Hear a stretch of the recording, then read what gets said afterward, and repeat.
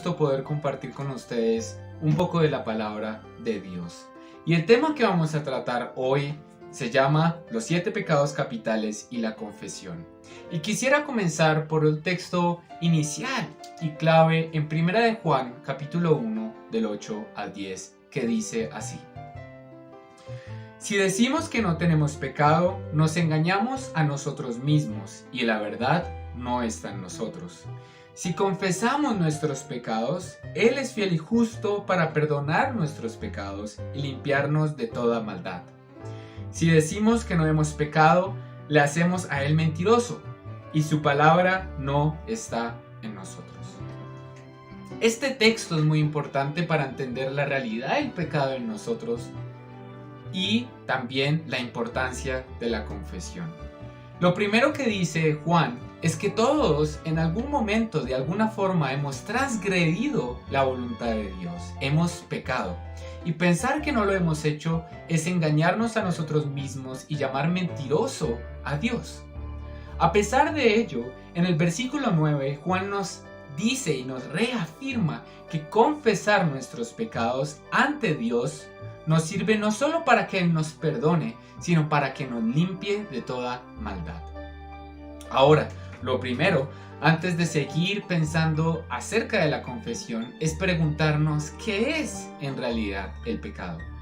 Muchos dentro de la tradición cristiana, desde la época medieval, han relacionado el pecado con la carne o con la transgresión de la ley.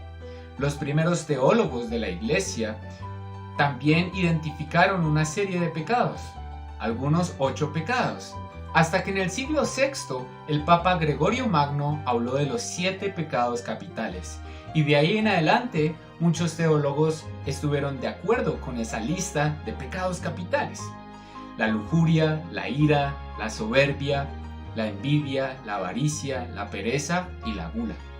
Y esos pecados han influido mucho en nuestra cultura y literatura, desde la Divina Comedia de Dante Alighieri hasta las telenovelas que la sociedad colombiana vio por algún tiempo llamada pecados capitales. Sin embargo, el concepto de pecado en las escrituras es mucho más profundo y está relacionado no con estos pecados en la lista, que son realmente síntomas, sino con la ausencia de creencia en el Señor Jesucristo, en Dios Padre y en la obra del Espíritu Santo. En el Evangelio de Juan, Cristo nos explica esto cuando, hablando del Espíritu Santo, en el Evangelio de Juan, capítulo 16, versículos 8-9, dice: Y cuando Él venga, el Espíritu Santo, convencerá al mundo de pecado. Y más adelante dice: de pecado por cuanto no creen en mí. El pecado en este sentido es una desviación de los propósitos perfectos de Dios y de no reconocer su autoridad en nuestra vida y nuestra dependencia de Él. Aquí lo que hace el pecado, una vez no se ha reconocido la autoridad de Dios, es que corrompe lo que Dios ha hecho bueno. La palabra corromper está relacionada con la destrucción o con alterar globalmente algo que estaba bien, con la putrefacción. Y eso es lo que hace el pecado en nuestras vidas. Dios todo lo creó bueno. Dios no creó a Satanás. Dios creó a un ángel de luz. Dios, cuando creó todo en el Génesis, afirmó que las cosas eran buenas. Pero no reconocer ni confiar en la autoridad de Dios y en su voluntad ha llevado a que las cosas buenas se corrompan. La sexualidad es buena. Dios la creó. Nuestra capacidad de razonar es bueno.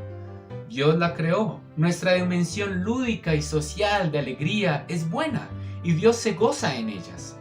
Pero han sido corrompidas cuando se usan fuera de los designios de Dios, de su perfecta voluntad. La ley del Antiguo Testamento y la obra del Espíritu Santo nos convencen de que necesitamos a Cristo. La ley nos muestra nuestro pecado, como si nos viéramos en un espejo, pero no podemos hacer nada para limpiarnos. Por eso es que en la ley no hay salvación.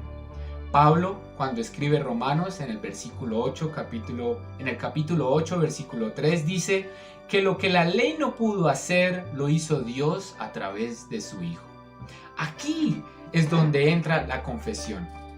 Cuando nosotros pecamos, habiendo sido cristianos, reconocemos nuestro error y aceptamos que no deseamos un camino alejado de Dios.